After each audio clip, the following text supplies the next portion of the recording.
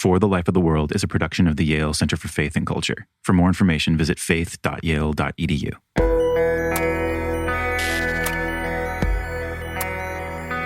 If you want a picture of exclusion, there it is for you. Those wide eyes that were captured in the picture as if there's triumph going on, and yet there is a greatest debasement of one's humanity that has been just enacted.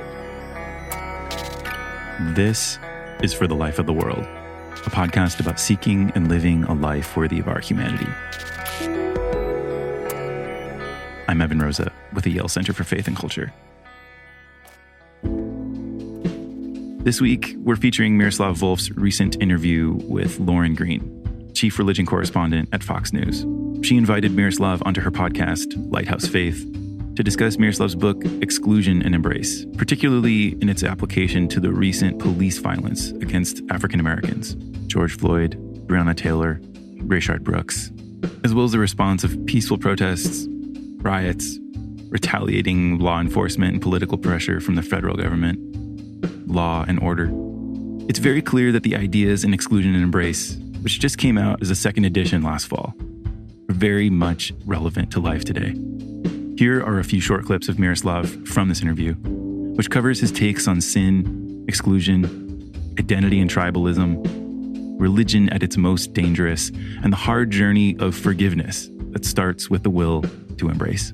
If I exclude you out of humanity, and if I give you names that describe you in subhuman terms, I've already prepared the soil by which domination, oppression will be justified, because you do not belong to the same community as I do. You're subhuman, therefore I can do whatever I want to do. We see that in the race relations, we've seen that in Rwanda, we've seen that in Germany, we've seen that in former Yugoslavia, so that you have this feminism, calling people names that are subhuman as the legitimation of oppressive, domineering, exterminating kinds of actions. In recent week, we've had kind of this reassertion of law and order, and the Christian faith was deemed to be implicitly as a religion of law and order.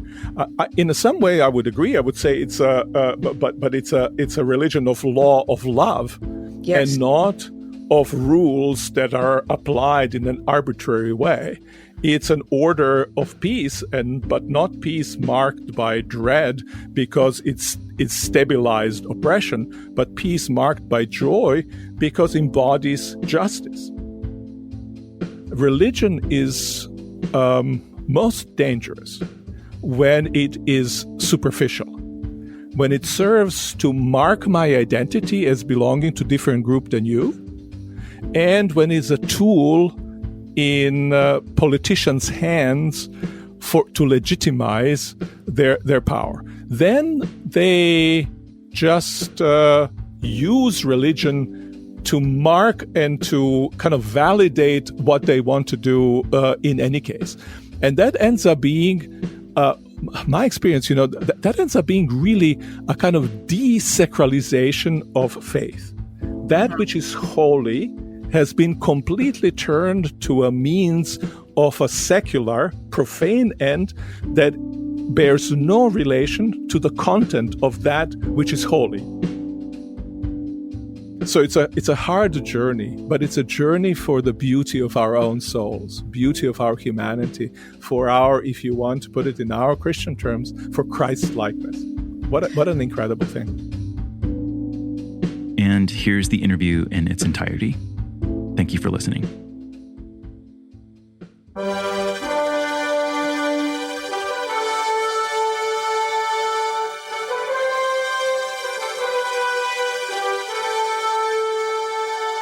This is Lighthouse Faith Podcast, moving forward in truth and love.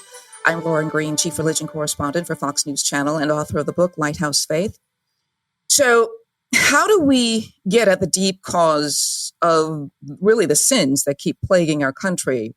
I'm just talking about the last few weeks, the killing of Ahmaud Arbery, George Floyd, Breonna Taylor. All sins are spiritual at their root. This is a biblical lection, education about this. Yes, the action itself is sinful, but Jesus taught us that sins against our fellow human beings start in the heart. Teaching his followers that while the commandments say, for example, do not murder, a mere grudge or angry thought is its seed. It starts first with a separation from God, and only in loving God with all our hearts, mind, soul, and strength can we truly love our neighbors as ourselves. If we know this intellectually, why is it that George Floyd is dead? Why the violent protests and destruction? In his landmark book, Exclusion and Embrace, Dr. Miroslav Volf tackles the answer to why we choose to be each other's enemies.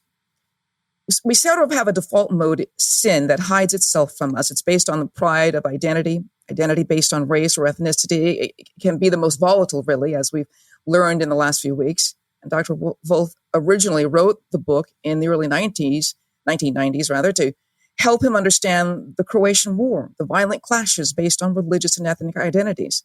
Conflict left thousands dead and much hatred still between groups today, between Catholic Croatians, Muslim Bosniaks, and Orthodox Serbs. He had to ask himself, could he forgive the group that killed and raped and destroyed his community? His faith said he must, but his heart said, I can't. And the book delves into the process by which we exclude others, and then it shows a way to embrace them. And Dr. Volf is the director of the Yale Center for Faith and Culture and the Henry B. Wright Professor of Systematic Theology of Yale Divinity School, and he joins me now. Welcome, Dr. Volf. Or you want me to call you Miroslav? Miroslav, that would be much better. It's a pleasure and joy to be with you. This is, I think, a question I want to start out with. Lest we think the problem of racism, of these sort of sins, is out there somewhere. One of the stark things you say in that book, Exclusion and Embrace, is there's a dormant beast that is within us all. What is that beast, and what is it capable of? There's something like the spirit of exclusion. And I think of that spirit both as being out there gripping whole cultures, and I think of it as being inside in us. So that this propensity when we are threatened, when the way in which we have construed ourselves, the way which we have used to behave is threatened, then we go into kind of the exclusionary mode. And if you look at the Bible, very beginnings of it, of course, we always concentrate on, when we talk about sin, we concentrate on chapter 3 and of Adam and Eve desiring the forbidden fruit. Right. But equally important, I think, in a sequence of the features, models of sin that we find in those early biblical texts, is the conflict between Abel and Cain. And you have there, so one person was, for whatever reasons, felt was deemed more acceptable. The other person felt threatened, and the response was not, let's figure out how do we readjust our identity, how we think about ourselves, how do we embrace one another. The response was, let's go out in the field. The response was, you cannot exist if I'm going to preserve my own identity and sense of myself, my own pride, if you want. So I find that there is this spirit of exclusion that grips one in situations, and it's against that spirit that we have to fight, both outside and inside. And the problem is that we are blind to that spirit within our own hearts, right? Yeah, sometimes we don't see it, right? We prefer to see ourselves as righteous. One of my teachers used to say that a stable feature of sin is that it doesn't like to be sin, that it portrays itself as different than what it actually is, right? So you have Satan portraying himself as an angel of light.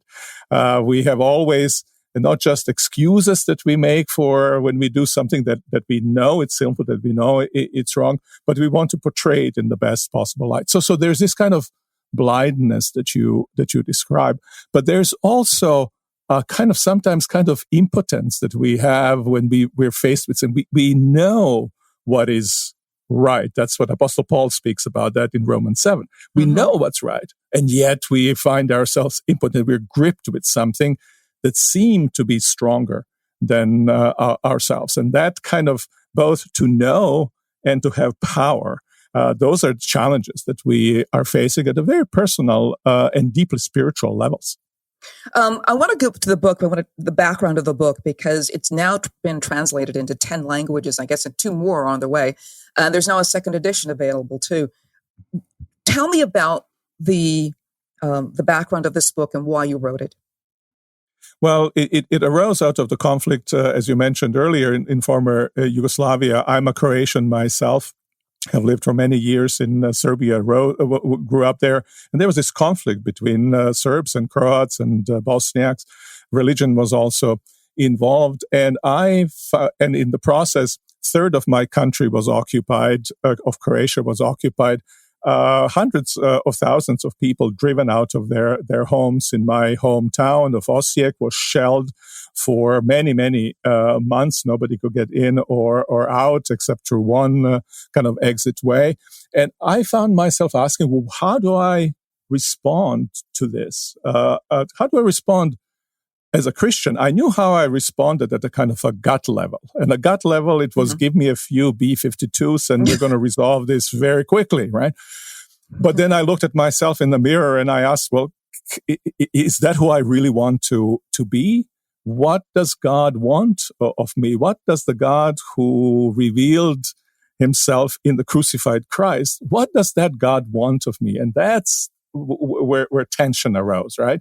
Between something that I felt ought to be done or needed to be done to resolve it and something that I felt that it is my moral, Christian, spiritual duty to actually do, and something that I think at a deeper level I knew was also the right way to deal with the situation.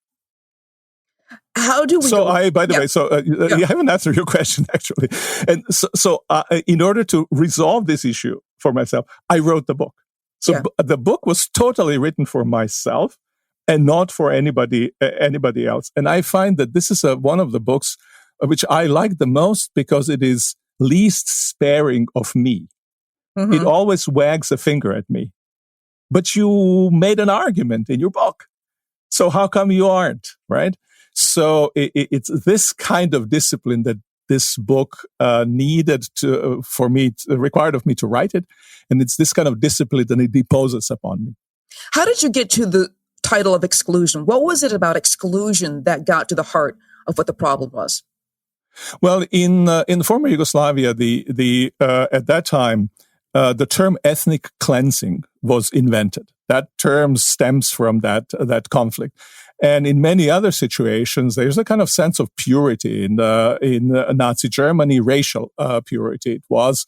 And in other situations, I then realized that there is kind of drive to purity, drive to exclude the other from my own space. And I also thought that, this is a kind of exact opposite almost of what one finds that Jesus Christ did for sinful humanity on the cross. It was one grand gesture, one grand reality of embracing the sinful humanity. And one of the ways we know what sin is, it's doing the opposite of what God does. When God embraces, sin is the one that excludes. And he himself, Christ, was excluded on account of his activity of embracing.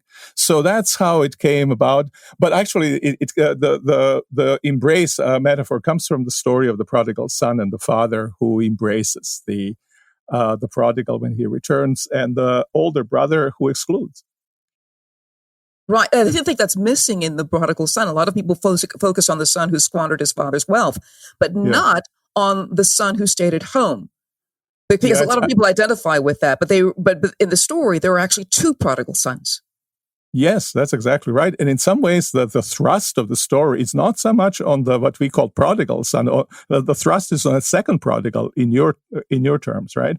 Because it was told to people who weren't able to rejoice over sinners coming to God, and the story illustrates just such a self-righteous, exclusionary prodigal.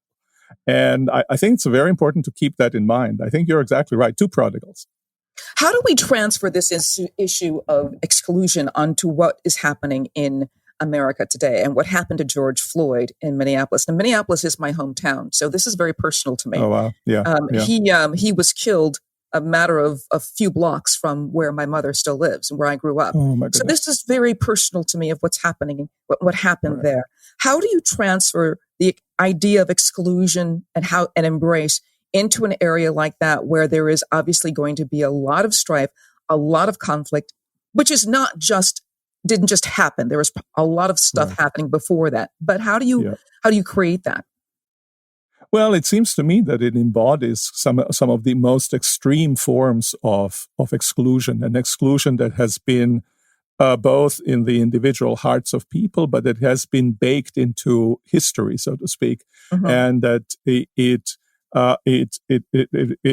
there, lives in certain structures that make it possible for it to be perpetuated. I never want to play personal and kind of systemic against each other. Bible doesn't do that. The sin is kind of transpersonal power, but sin is also a very personal thing. And two things, I think, go together. And I think both of these things one can see in the history of racism in this country. And both of these things you can see. You can see the kind of triumph of evil exclusion in the eyes of the policeman who was for 9 minutes kneeling on the neck of George Floyd. And that's if you want a picture of exclusion, there it is for you. Those wide eyes that were captured in the picture as if there's triumph going on, and yet there is a greatest debasement of one's humanity that has been just enacted. And that's the exclusion as domination. That I dominate you. Right, but of course it's predicated on the exclusion as removing you out of my world. Right, that's an exclusion as I don't want you to be part of my world. You muddy the world which I inhabit. The likes of you should be outside of the borders that define who I truly am. And to me, that's one of the most egregious of sins. There are many egregious sins, but that's one of the most egregious sins, especially for those of us who believe in the one God of all humanity. But I think for me, and in Exclusion and Embrace, even more importantly, for those of us who believe that every single human being is so precious that God sent God's own Son to die for our sins. God who loves the ungodly. How that kind of exclusion can be then justified on Christian terms is completely unimaginable to me. It's a distortion of Christianity that is in and of itself already a sin. And that's this sin of kind of exclusive construction of my own identity with regard to the other person. And a lot of things then follow from that.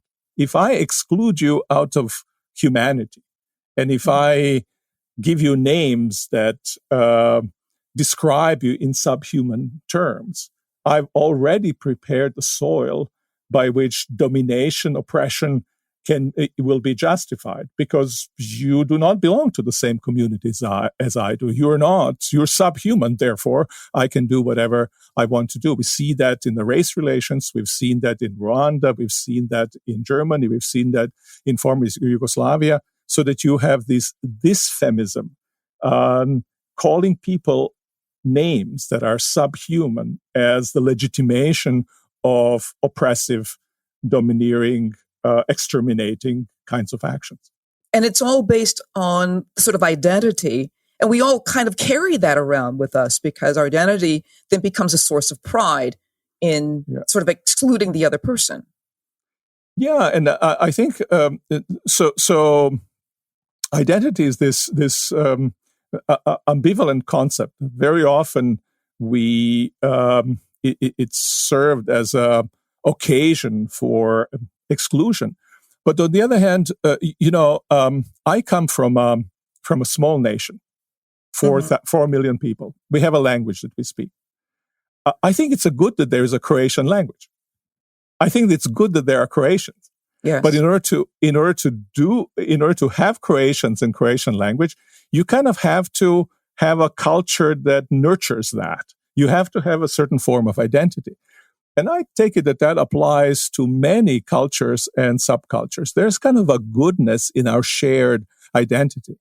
It becomes problematic when we want to exclude, when it seeks to be pure, when it closes itself off for interchanges, or when not just it seeks to be pure, but when it sees itself as superior to others.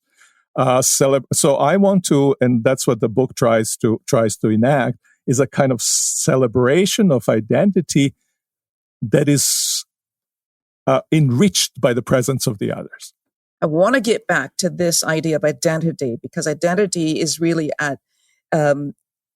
as I understand you're talking about it, it is really a good thing. It can be a good thing. I mean, we're not saying that everybody doesn't have an identity, but the identity, when you're talking in the sense of racism, has been turned into sort of its evil counterpart.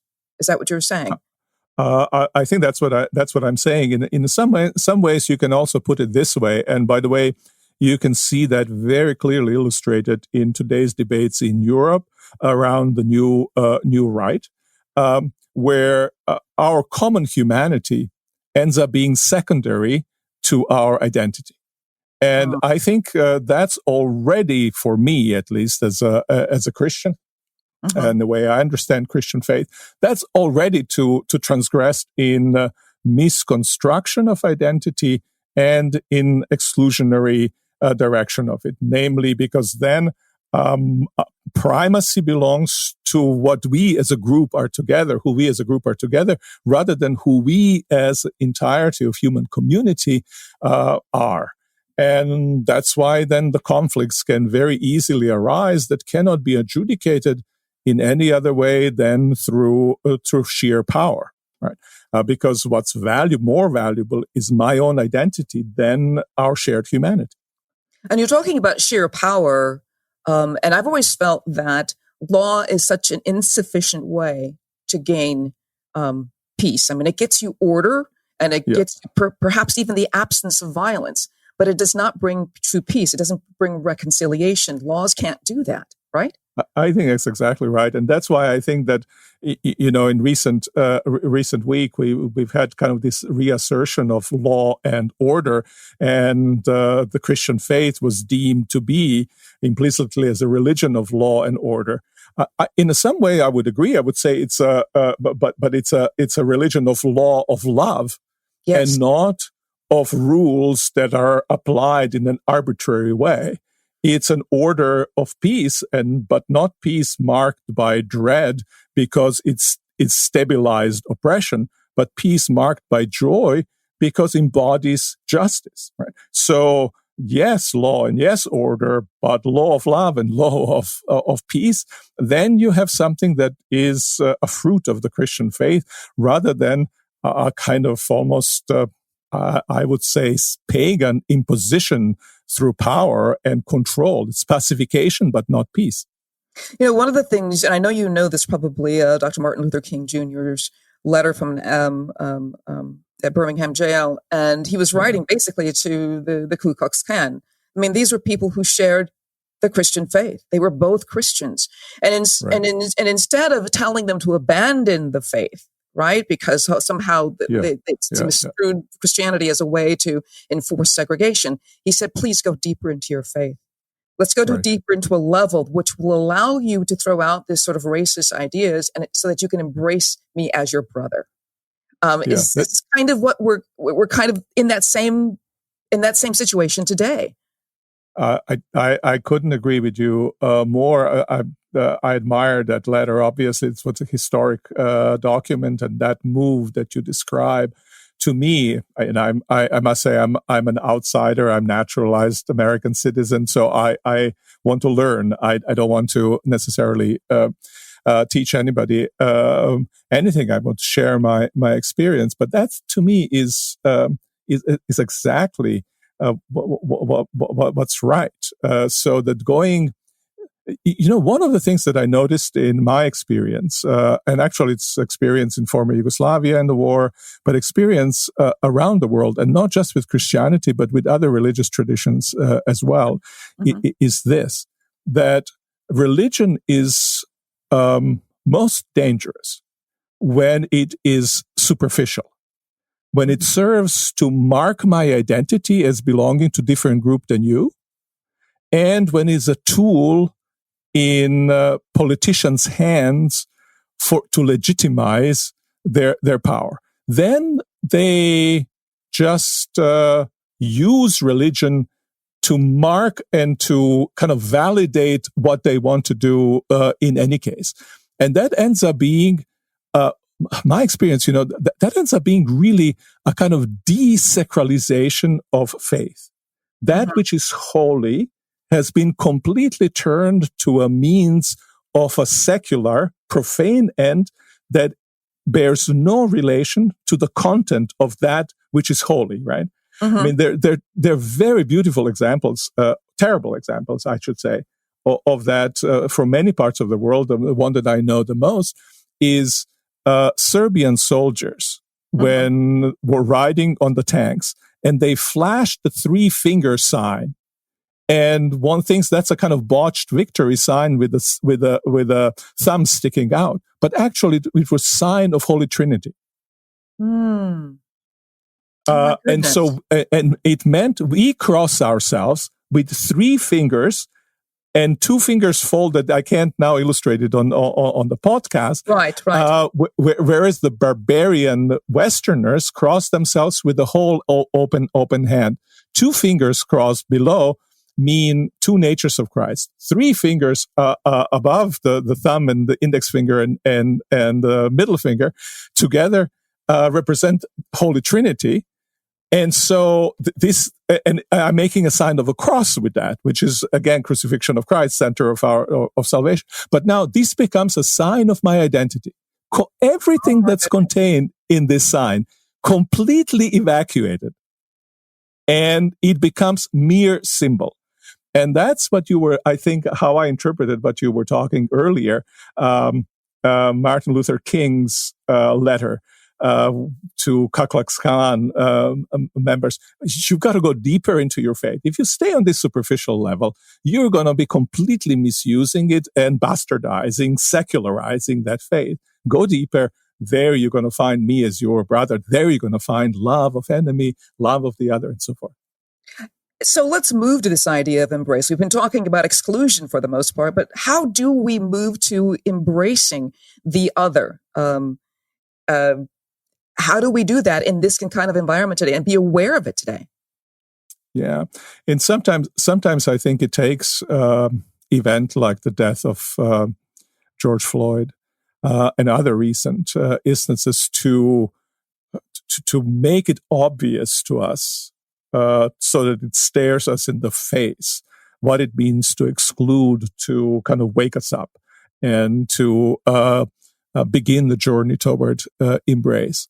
Often it's a very, very difficult for us to recognize this. We kind of see ourselves as self-righteous. We see ourselves as kind of in the grip of something. And it's very hard to move in that direction. When my book, Exclusion Embrace, which was written in English, was translated into Croatian, I was at a book event, and I spoke at the book event about embrace. And I make much in the book about the will to embrace. You kind of have to have this will to embrace. And I was describing how important that will to embrace is, because then the journey can begin, right? And there was a person in the back of the room, and he was restless. I looked at him. I knew when I finish, he's going to come and talk to me. And so there's a number of people were there, and he was there still standing behind. I said, "Oh, see, he's waiting until everybody else is done." And that's exactly what happened. He came to me and kind of looked me straight in the eyes, and he said, "But how do I get it?" And I said, "How do you get what?" And he said, "How do I get the will to embrace? How do I get the will to embrace the one who has done me so much harm?" And, We talked about at the beginning, this was also my own struggle. Somewhere deep buried, I felt there is this will to embrace, but I almost didn't dare to look at it, didn't dare to take it into my hands to do something with it. And, as a Christian, I think this is the Spirit of God working through our conscience, knocking and saying, open yourself up to something that may seem scary, that may seem unacceptable, and yet it's a journey full of promise, journey full of hope. And that's how I see the will to embrace. That's how I see practice of embrace, painful as it often is, almost impossible. And, I make one step forward, 1.5 steps back, and then 2 steps forward, 3 steps back, right? It's, that's the story also with forgiveness. I forgive during the day, at the middle of the night, say, what did I do? And then, I take everything that I've given. So it's a hard journey, but it's a journey for the beauty of our own souls, beauty of our humanity, for our, if you want to put it in our Christian terms, for Christ's likeness. What an incredible thing. It has to be. One of the problems, even for the most devout Christian, is to see that sort of, to start with ourselves. Like Alexander Solzhenitsyn talked about, evil doesn't exist out there. It exists in our own heart, and who wants to destroy our own heart. And Hannah Arendt's coverage of the Nuremberg trials, where she thought, she was going to see this monster in the form of Eichmann. Adolf Eichmann, and she looked at this, what she thought was going to be this monster, and he looked incredibly ordinary, and that was very scary. Thinking, and she wrote the banality of evil. That we think that monsters are things that we can see, and yet, in looking at him, she realized the monster is just terribly ordinary, and that's the scariest part. If we can identify the monster within ourselves, we can then sort of start that journey back to embracing the other, or embracing people and forgiving. And kind of we also nurture in ourselves that ordinariness, right? There is if we were to decide to take time for solitude, to examine the hearts very carefully, we might often see there things that are much more monstrous than we normally want to admit. And often we nurture the ordinariness because it serves us well. We are just like everybody else. There's nothing special here. We are. This is the normalcy, and that's what you have with Eichmann, right? He was just doing his doing orders, and he was But in some ways, that ends up being the mode of hiding from who we truly are, not seeing it, not wanting to recognize, and portraying ourselves again as better, much better than we are. That there is the kind of lux banal, right? And what's right about it is, everybody can be tempted. Just put the person in the right circumstances. I hope it wouldn't happen to me, but I would want to make sure that I'm aware of who I am and how I respond, so that I can keep this purity of heart, which I think that's why it's so important. How important in how we deal with racism in today? How important is forgiveness? Not when you feel like it, but just start the hard work of forgiveness. It's let me speak for myself and my own situation. I think each situation has its own dynamics, and so I can bear witness to something. I wouldn't want to tell something, especially tell something to forgive. I can bear witness that Christian faith invites us to a journey of forgiveness. But I've come to realize that forgiveness either happens as almost like a miracle of grace, or doesn't happen at all. So that to force somebody, to put somebody under the law of you must forgive, that doesn't result in forgiveness.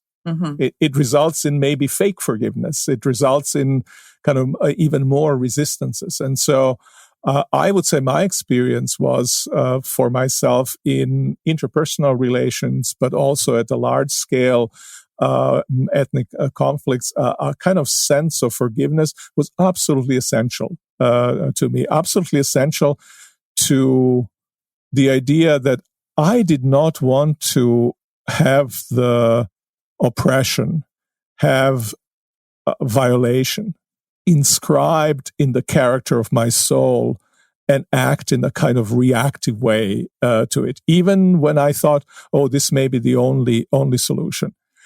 I felt, and that's the greatness of Christ, I think, I felt that the stance of sovereignty toward what is happening, even what's happening to me in being violated, is so incredibly important.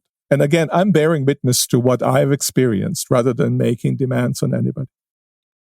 I want to thank you so much, Dr. Miroslav Volf. And I want to, again, just thank you for writing the book, Exclusion and Embrace. What would you like to end with? And what would you like to say that perhaps you think is important that you leave us with today? Well, I think especially today with identity being so prominent in the minds of everyone, I would want to encourage us to kind of find the treasure in somebody who is different than us, discover in that person a beautiful creature of God, even when those features of beauty are sometimes distorted.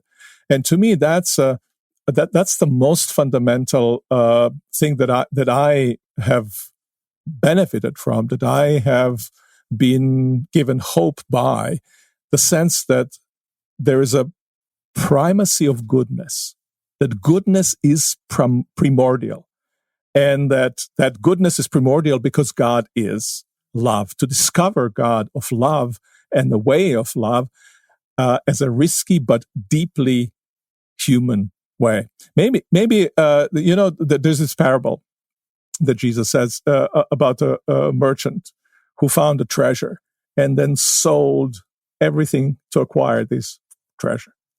Now, my experience is that discovery of God's love is worth selling everything you have to be gripped by that and move into future with that as your guiding light.